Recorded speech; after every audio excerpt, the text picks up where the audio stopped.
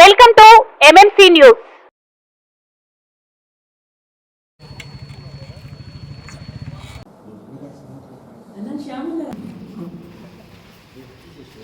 ఇది ఇన్ఫర్మేషన్ తెలిసినట్టు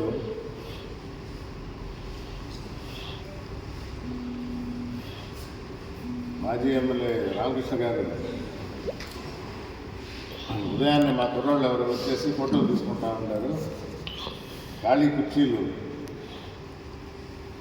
చూపించి జనం ఎవరు రాలేదని చెప్పటం చాలా బాధాకరం అన్నారు. నిజమేనా? చెప్పారా? అదన్నా చెప్పిందా? చెప్పాడా లేదా? చెప్పాడా? మా కుర్రాళ్ళు ఉదయాన్నే పోయి ఫోటో తీయటం వాస్తవం, నిజం. కానీ ఖాళీ కుర్చీలు ఫోటోలు తీసి పక్క రోజు పేపర్లో వేయడానికి కాదు, అసలు ఎన్ని కుర్చీలు వేసారో తెలుసుకోవడానికి. నేను ఎప్పుడు ప్రూఫ్తోనే మాట్లాడతా. 7,500 కుర్చీలు వేసాయి. అడ్డంగా ఎన్నుండి, నిలువుగా ఎన్నుండి, ఫ్రంట్ ఎన్నుండి 7,500 కుర్చీలు. ఆ కుర్చీలు పోను మిగతా స్థలం ఎంత ఉంది, జనాభా ఎంత వచ్చారు, ఇప్పుడు కుర్చీలు ఖాళీగా ఉన్నాయా, కుర్చీలన్నీ నిండినాయా? మాకింకా తెలుగుదేశం సభలు ఉన్న వాస్తవాలు చూపించాలని మా తాత. ఎందుకంటే తెలుగుదేశం సభలో లేని అన్ని జూమ్లు 3Dలు చూపించేసి లేని బిల్డింగ్లు లేని మాటలు చేసేది తెలుగుదేశం.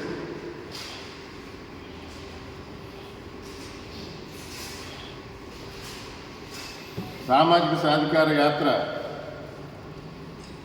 ఈ ప్రాంగణంలోనే 3,000 జనాభా వచ్చారు.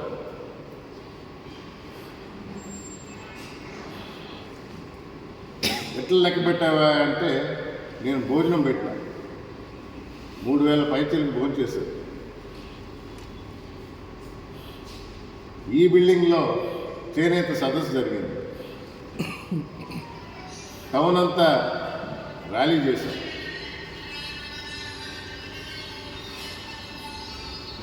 వీడియో తీస్తే వెనక ఎన్ని కార్లు ఉన్నాయి, ఎన్ని బైకులు వచ్చినాయి క్లియర్గా కనబడుతుంది. ఇక్కడి నుంచి ఆ బస్ పోతా డక్కిలి మండలంలో డక్కిలి హెడ్ క్వార్టర్స్లో, ఇక్కడ తెలియని వాళ్ళు ఎవరు లేరు.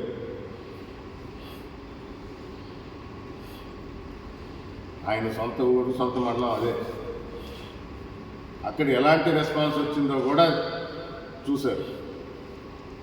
జనం రావటం కాదు, జనం నుంచి వచ్చిన రెస్పాన్స్ వైఎస్ఆర్ కాంగ్రెస్ పార్టీ, జగన్మోహన్ రెడ్డి గారు. అక్కడి నుంచి రాపూర్లో బహిరంగ సభ గారు. నేను ఎందుకు చెప్తున్నానంటే, ఇది బహిరంగ సభ అయిన తర్వాత దూర ప్రాంతాల నుంచి వచ్చిన సీనియర్ స్పీకర్లు ఒక్కొక్కరు వెళ్ళిపోతూ నేను స్టేజ్ మీదే ఉన్నా. వారికి సాగనంపి వచ్చిన జనాభా కూడా టైం అయిందని వెళ్ళిపోతూ ఉంటే ఏ పత్రికో చెప్పను కానీ వాళ్ళు అక్కడ పోయి ఫోటోలు తీస్తూ ఉంటారు. మా వాళ్ళు అడిగారు, ఏందా మరీ అన్యాయం ఇప్పుడు ఫోటోలు తీస్తున్నట్టు. ఏం చేయము, మా మేనేజ్మెంట్ చెప్పింది అని. తెలుగుదేశానికి ఈ అవసరం మీరు ఒకటి గుర్తుపెట్టుకోండి. మనం ఎన్ని మాయ మాటలు చెప్పినా, ఎన్ని 3D ఎఫెక్ట్ ఇచ్చినా నిజాలు గ్రౌండ్ లెవెల్లో స్పష్టంగా అర్థమవుతుంది. నేను ఆ రోజే చెప్పిన, జగన్మోహన్ రెడ్డి గారు వచ్చినప్పుడు జరిగిన సభాస్థలి అదే ప్లేస్ ఎన్నుకున్నారు. దాంతో పోటీ పడటం కాదు, మా ఈ బస్సు యాత్రతో పోటీ పడండి అని.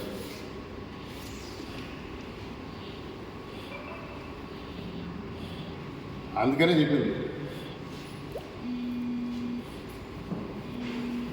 సీట్లు లెక్క పెట్టడానికి పెట్టుకున్న ఫోటో. మీరు ఇంకోటి కూడా గుర్తించండి, నేను చెప్పిన దానిలో అయిన తర్వాత ఫోటోలు తీశారు రాపూర్లో. అంటే చంద్రవందరగా ఉండి ఖాళీ అని. నేను ఫోటో తీసింది ఉదయాన్నే చాలా నీట్గా ప్లేస్ చేసి, ఎవరికైనా అర్థం అవుతుంది. ఇంకా ఎవరు కూర్చోలేదు.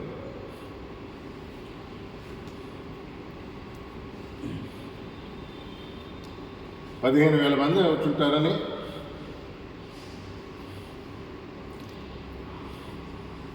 అదే టౌన్లోంచి కానీ రాకపోతే అసలు వచ్చినట్టు కూడా తెలియదు. చంద్రబాబు నాయుడు గారు వచ్చారు అని తెలుసుకోవడానికి టౌన్లో దిగారు కాబట్టి కొద్ది గొప్ప తెలిసింది.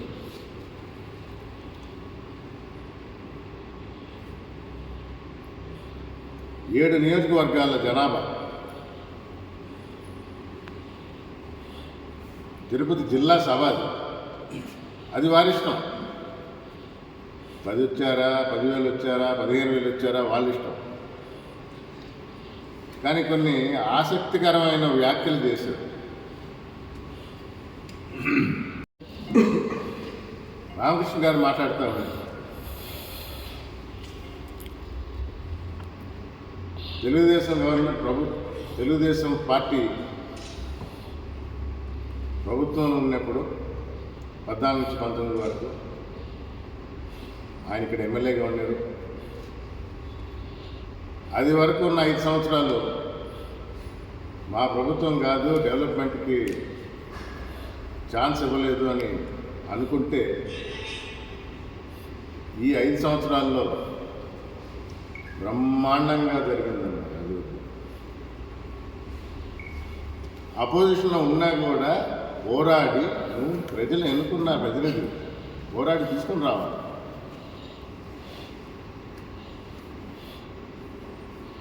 మీ హయాంలో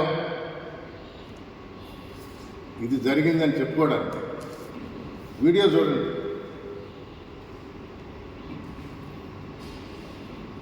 మీరు విన్నారో లేదో, గమనించారో లేదో. ఏం చెప్పాడో తెలుసా? 5 సంవత్సరాల్లో జరిగిన అభివృద్ధి, అది కూడా రాసుకొని తప్పలేదు. నేను కూడా రాసుకొని చదివిన, మర్చిపోతాను. డబుల్ రోడ్డు, సెంట్రల్ లైటింగ్,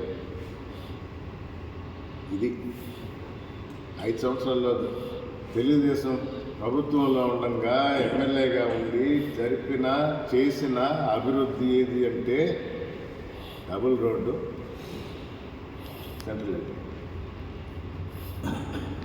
ఏం చెప్పాలి?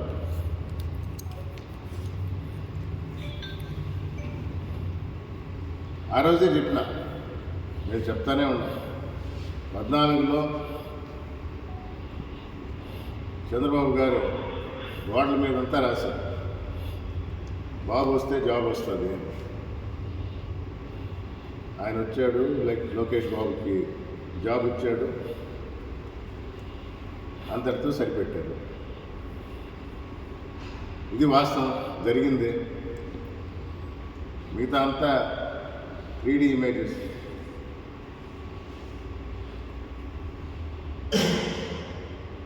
ఒక అవగాహన ఉన్న రాజకీయవేత్తని మొన్నటి వరకు అనుకుంటా ఉండేవాడు. ఉమ్మడి రాష్ట్రం మీదే అవగాహన ఉండే వ్యక్తి అని అనుకునేవాడు. విభజన అయిన తర్వాత తెలంగాణలో ఉనికి లేకుండా చేశాడు. అది వాళ్ళ పార్టీ నిర్ణయం. మొన్న పోటీ కూడా దింపలా.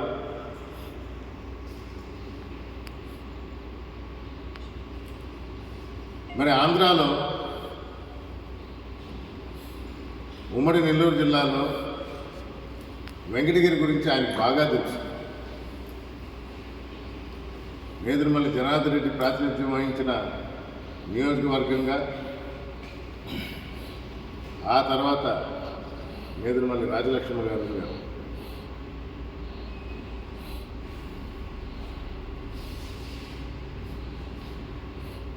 పెన్నాలో ఇసుక దోపిడీ చేస్తున్నారంటే ఇక్కడ ఉన్న ఇన్ఛార్జ్. ఎందుకన్నా హాస్యాస్పదం ఏమైనా ఉందా? భూ కబ్జాలు చేస్తున్నారంట. అంటే 4 మండలాల పేర్లు తెలుసు కాబట్టి ఎవడో కాగితం రాసిచ్చాడు.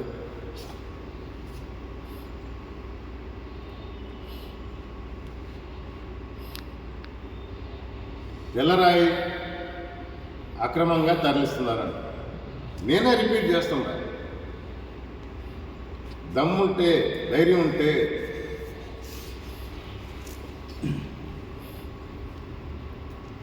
వాస్తవాలు వెలికి తీయండి, లేదా మీ దగ్గర ఏమన్నా ప్రూఫ్ అనేది ఏదైనా ఉంటే.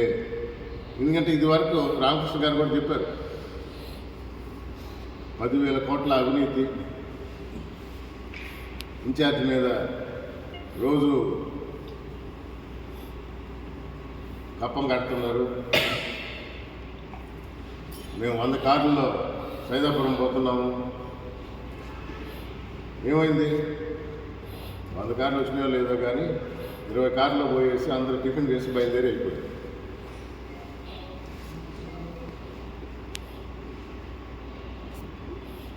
అక్కడ మైనింగ్ చేస్తున్నది తెలుగుదేశం వ్యక్తి, తెలుగుదేశం మండల ప్రెసిడెంట్గా ఉన్నాడు, ఇప్పుడు సర్పంచ్గా ఉన్నాడు. అందరికీ తెలిసిన పేరే కృష్ణరాజు. తెలుగుదేశం వ్యక్తి కాదా? రామకృష్ణ గారు చెప్పండి. మైనింగ్ చేస్తున్నాడా లేదా చెప్పండి.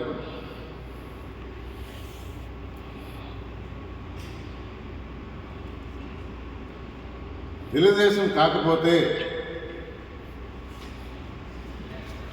ధైర్యంగా ఆ కృష్ణరాజు కానీ రామకృష్ణ గారు కానీ ఎవరైనా వచ్చి చెప్పండి.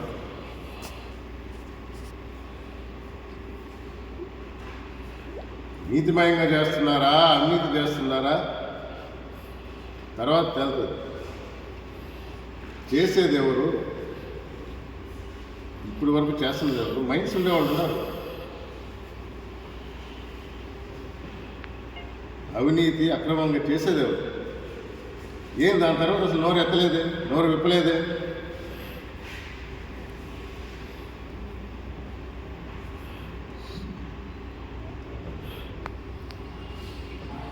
నేను ఎప్పుడు వాడుకోలేదు, చెప్పలేదు.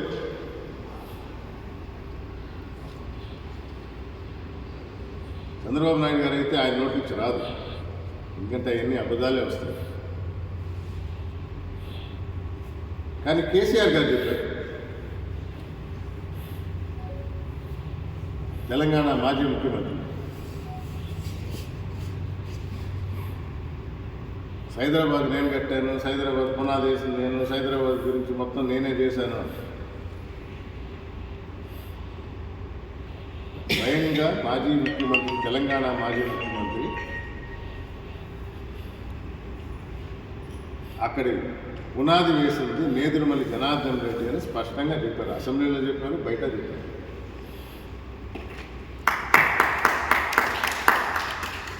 దేనికైనా పునాది ఒక వేస్తారు, తర్వాత అది ఎదుగుదల ఎవరైతే ఉంటారో ఆ సమయంలో వాళ్ళ కృషి ఉంటుంది. చంద్రబాబు నాయుడు గారి కృషి ఉంది. రాజశేఖర రెడ్డి ముఖ్యమంత్రిగా ఉన్నారు, ఆయన కృషి ఉంది. తర్వాత టీఆర్ఎస్ ప్రభుత్వం వచ్చింది, వారి కృషి ఉంది. మీరున్న సమయంలో మీరు చేసింది ఎంత అంటే దాని వరకు మీరు క్రెడిట్ తీసుకోవచ్చు. పునాది నుంచి 10 సంవత్సరాలు అయ్యి మనం బయటకు వచ్చిన తర్వాత కూడా ఇంకా నాదేను, నా వల్లే చేశాను, నేనే అక్కడ లైట్లు వేశాను, నేనే అక్కడ బ్రిడ్జ్ కట్టానంటే ఎలా?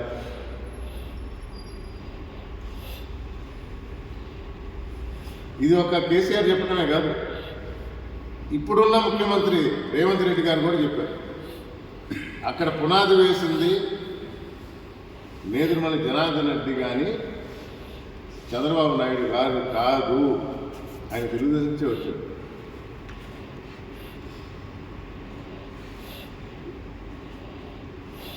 ఇది ఎందుకు చెప్తున్నానంటే అవాస్తవాలు చెప్పటం అలవాటైపోయింది.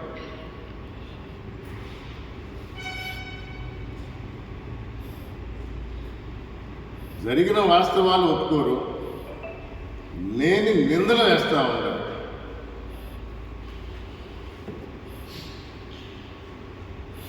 14 సంవత్సరాలు ముఖ్యమంత్రిగా చేశారంటారు. ఉన్న వాస్తవాలు మాట్లాడారు.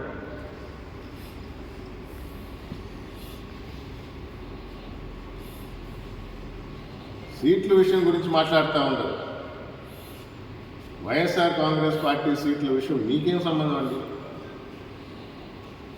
మీ పేపర్లో రాస్తాయి, జనంలో అల్లకల్లో పార్టీ అతలాకుతలం ఏం జరగటం. 175 సీట్లకి 58 సీట్లు కొన్ని మార్పులు అటు ఇటుగా జరిగినాయి. ఓపెన్గా పేపర్లో వచ్చింది 58. దానిలో ఎంతమందికి అసలు సీట్లు లేకుండా పోయింది ఇబ్బంది పడటానికి. ఎంపీగా ఉన్న వాళ్ళు ఎమ్మెల్యేగా వస్తున్నారు, ఎమ్మెల్యేగా ఉన్న వాళ్ళు ఎంపీలుగా పోతున్నారు, ఎమ్మెల్యేలుగా ఉన్న వాళ్ళు వేరే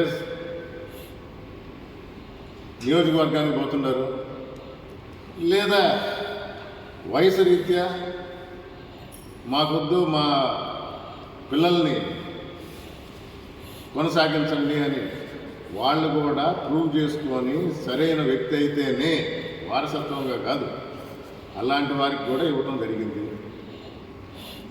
ఇంకొందరు పార్టీ కోసం చేస్తాము అనే దృక్కోణంలో వాళ్ళని ఆ కోణంలో ఆలోచించి వాళ్ళు పార్టీ ప్రయోగాల కోసం వాడుతున్నారు. 58లో ఎంతమంది అసంతృప్తి అనేది ఉంటుంది? ఎంతమంది?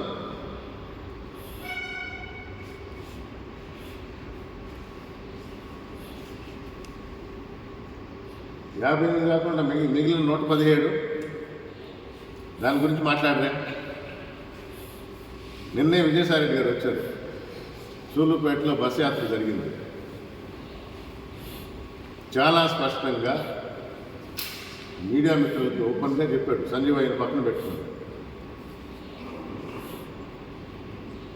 మేము మార్పులు చేసిన దగ్గర, అవసరం ఉన్న దగ్గర మార్పులు చేస్తాము.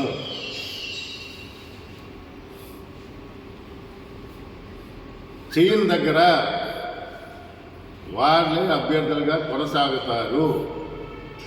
అది మేము తిరిగి అనౌన్స్ చేయాల్సిన అవసరం లేదు. మీడియా మిత్రులు అడిగారు, లోకల్ లీడర్స్ అడిగారు, చేయరు. కానీ నిన్న ఇంకొంచెం క్లారిటీ ఇవ్వడానికి సూలూరుపేటకు వచ్చారు కాబట్టి, నాయుడుపేటకి, సూలూరుపేట నియోజకవర్గంలో నాయుడుపేటలో బస్ యాత్ర జరుగుతుంది, వచ్చారు కాబట్టి ఇది స్పష్టంగా తెలియజేస్తూ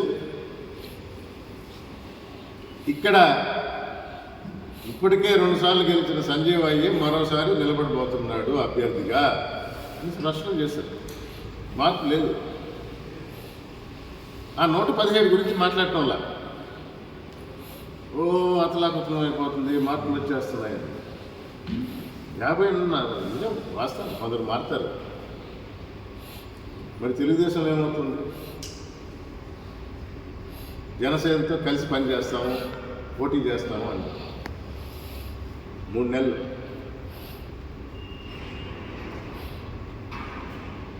జన సైనికుల పరిస్థితి ఏంటి? ఎక్కడ సీట్ వస్తుందో తెలియదు, ఎక్కడ ఇస్తున్నారో తెలియదు, ఎన్ని ఇస్తున్నారో తెలియదు, ఎవరి సీట్ అయిపోతుందో తెలియదు. మరి అన్ని సీట్లు తెలుగుదేశం వాళ్ళు వదులుకున్నట్టే కదా. రేపు అక్కడ డిస్టర్బెన్స్ ఉండదా? అక్కడ కలవాలా?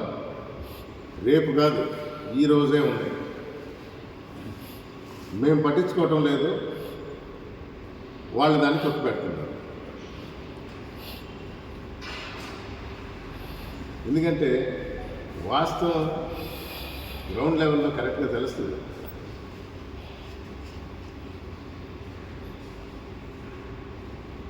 ఏ విధంగా మభ్య పెట్టాలని చూస్తే భారతదేశంలోనే టాలెస్ట్ అంబేద్కర్ గారి స్టాచ్యూ విజయవాడ నడిబొడ్డులో ఆవిష్కరించారు జగన్మోహన్ రెడ్డి గారు. ఇది ఎందుకు చెప్తున్నామంటే గత ప్రభుత్వంలో 14-19 మధ్యలో ఇదే మాట ఇచ్చారు చంద్రబాబు గారు. స్మృతివనం పెడదాము, అంబేద్కర్ గారి స్టాచ్యూ, దళితుల మీద ఉన్న ప్రేమ నేను చూపిస్తాను, నిరూపిస్తాను అని ఒక జీవో రిలీజ్ చేశారు. ఎక్కడో ఊరి బయట, ఊరికి బయట కూడా కాదు, ఊరికి చాలా దూరం.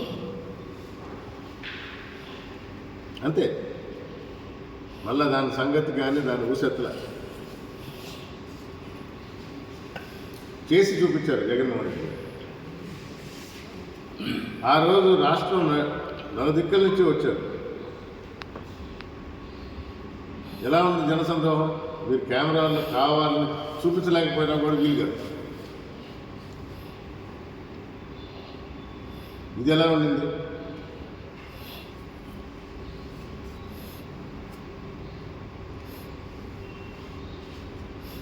ఒక ఊరు వచ్చినప్పుడు, ఒక నియోజకవర్గం గురించి మాట్లాడేటప్పుడు, అక్కడ వ్యక్తుల గురించి మాట్లాడినప్పుడు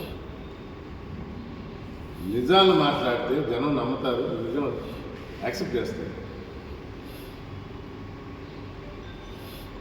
అందుకే మాట్లాడుతూ ఉంటే వెళ్ళిపోతూ ఉండాలంట జనం.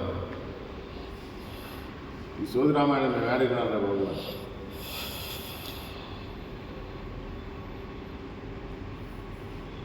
ఈ పక్కన ఒక టీం ఉంది, కన్సల్టెంట్స్ ఉండరు. సరే, పాయింట్ తీసుకోండి.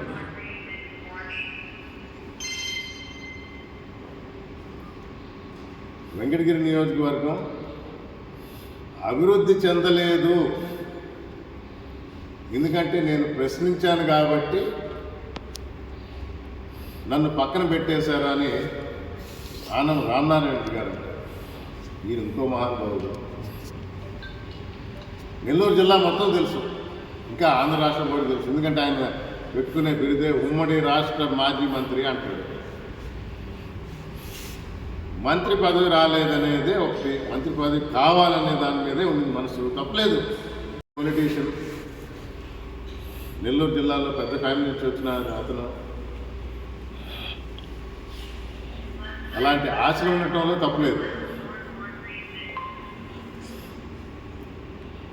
అది మంత్రి పదవి ఇవ్వలేదని అక్కసు వెళ్ళగక్కావు, కానీ అభివృద్ధి కోసం పోయి జరగనందువల్ల నేను తప్పించారనేది మాత్రం అవాస్తవం.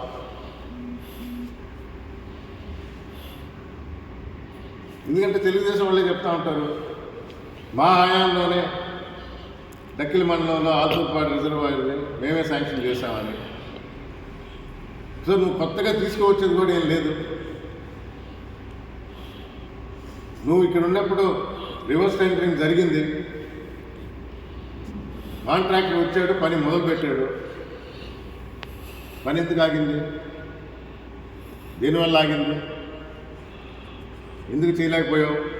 నువ్వు కొత్తగా అభివృద్ధి అని చెప్పి ఈ ప్రభుత్వంలో జగన్మోహన్ రెడ్డి గారి దగ్గర పోతే నన్ను పక్కన పెట్టారంటారు. అభివృద్ధి ఎందుకు జరగలేదు? చెరువులో మట్టి ఇవ్వడానికి వీలు కాదు అని మెడ మీద కత్తి పెట్టి అక్కడ లోకల్గా తీర్మానం చేయించారు. పనిని ఆపావు. ఇరిగేషన్ మంత్రిగా ఉన్న అనిల్ కుమార్ యాదవ్ గారు ప్రజలు మంచి కోసం పోలీసు పెట్టైనా పని జరపండి అంటే నేనే వచ్చి కూర్చుంటాను, పోలీసులు ఎవరు వస్తారో చూస్తాను అని ఛాలెంజ్ చేశారు. అభివృద్ధికి ఆటంకం కలిగించారు.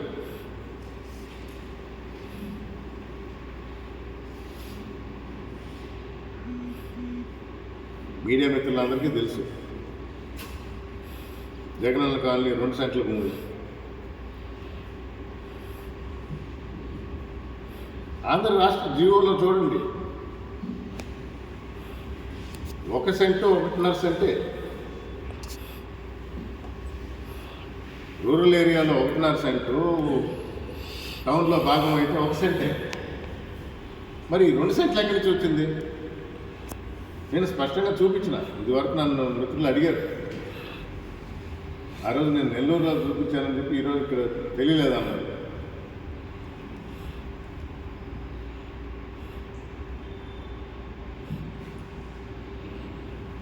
రోడ్డు కానుకొని ఉన్న 6 ఎకరాల్లో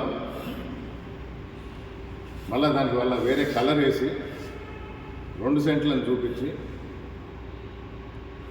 నిస్సిగ్గుగా ఇప్పటికీ చెప్తాడు, రేపు వచ్చి నేను ఆ సైట్ ఇస్తాను. నిస్సిగ్గుగా రేపు ఆయన వస్తాడంట.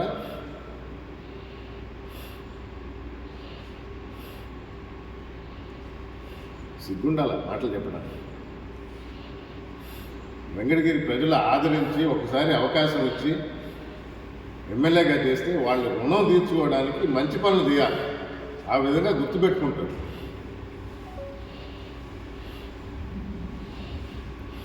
శాంక్షన్ కాని భూమి ప్లాట్లు మళ్ళా నువ్వు ఇస్తావా?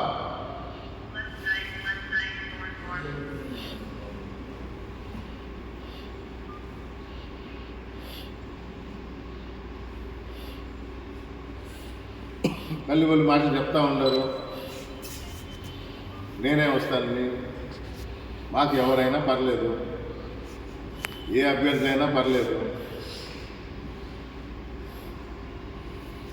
అభ్యర్థి ప్రకారం మా మెజారిటీ మారుతుంది అంతే. వైఎస్ఆర్ కాంగ్రెస్ పార్టీ గెలుపు ఖాయం వెంకటగిరిలో. ఇక్కడ అభ్యర్థిగా నేదురుమల్లి రామ్కుమార్ రెడ్డి గెలుపు ఖాయం. కొద్దో గొప్ప ఎవరైతే సమీకరణం ద్వారా కానీ ఇతర విషయాల వల్ల కానీ మెజారిటీలో కొంచెం మార్పు అటు ఇటుగా ఉంటుంది. వాళ్ళనే కొట్టుకోనివ్వండి, వాళ్ళనే డిసైడ్ చేయనివ్వండి. అంటే నేను విన్నా ఒక న్యూస్, రామనారాయణ రెడ్డి ధీమా అయిందా నాయన అంటే సైకిల్ కాబట్టి గ్లాస్ పట్టుకొని వస్తాడు. అంటే పార్టీ కూడా ఏదైనా పర్లా,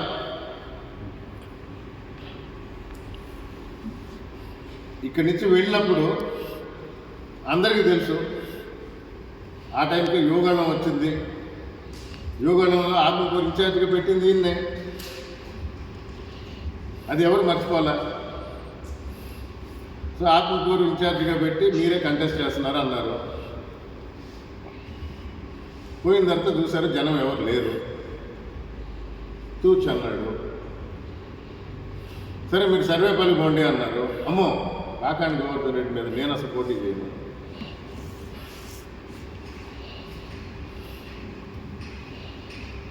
అది పోయింది. అందుకని ఒక ప్రెస్ ద్వారా ఒక లీక్ అన్నట్టు పెట్టారు.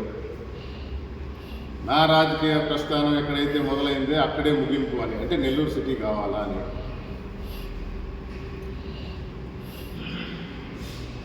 ఈ సైకిలు గాజు మన వెంకటగిరికే కాదు, నేను వినింది టౌన్లో మొదలు పెడతారంట.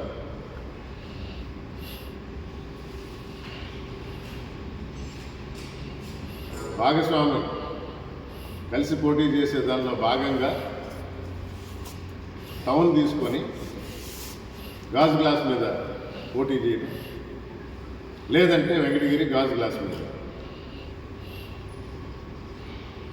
సంతోషం. ఇంతకన్నా ఇంక దిగజారేదేమీ లేదు. అలాగే అది వారి వారి ఇష్టాలు, వారి నిర్ణయాలు, దానిలో ఎవరు తప్పుపడడానికి లేదు. కానీ వచ్చి తప్పులు చేస్తాను, అన్యాయాలు చేస్తాను అంటేనే ఇక్కడ ప్రజలు ఒప్పుకుంటారో లేదో మీకే తెలుస్తుంది.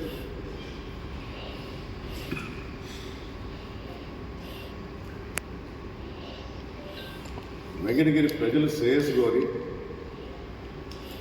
పెద్దలు రాజావారు ఎన్నో మంచి పనులు చేశారు. ఆ కాలం నుంచి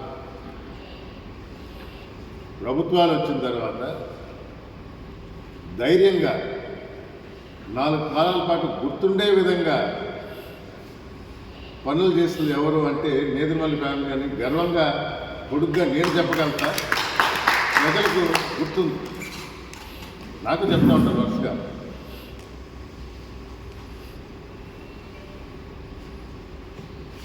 ఇది మనం చేయాల్సిన పనులు. నేను వచ్చిన ఈ 1 సంవత్సరంలో సర్దుబాట్లు చేస్తూ పొలిటికల్గా, పార్టీ పరంగా ఇంకొక ప్రోగ్రాం గడప గడప మన ప్రభుత్వం అనేది సీరియస్గా చెయ్యాలి అనే దృక్పథంతో ఇది వరకు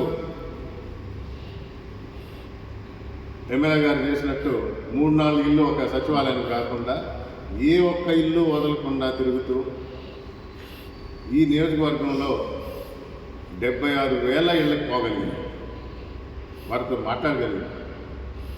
దాని కొనసాగింపుగానే వెంకటగిరి టౌన్లో ఆల్రెడీ తిరుగున్నా కూడా 14 సచివాలయంలో 25 వార్డుల్లో ఉన్న 13,000 ఇళ్ళకి ప్రతి ఇంటికి పోవటం జరిగింది. రేపే ఫైనల్ డే అన్నట్టు గంట పెట్టుకున్నాం, గంటన్నర. మా కౌన్సిలర్స్ ఒక అలవాటు చేశారు, ఏ వార్డు అయిపోద్దో చివరిలో వాళ్ళు ఒక టిఫిన్ అనేది అరేంజ్ చేయడం. అందుకని 8వ వార్డు లాస్ట్ జరుగుతూ ఉన్నాం, మీరు చివరి ఇల్లు రాదవద్దు కాబట్టి మా 25 వార్డు కౌన్సిలర్స్ ఉన్న లీడర్స్ అందరినీ పిలవడం జరిగింది.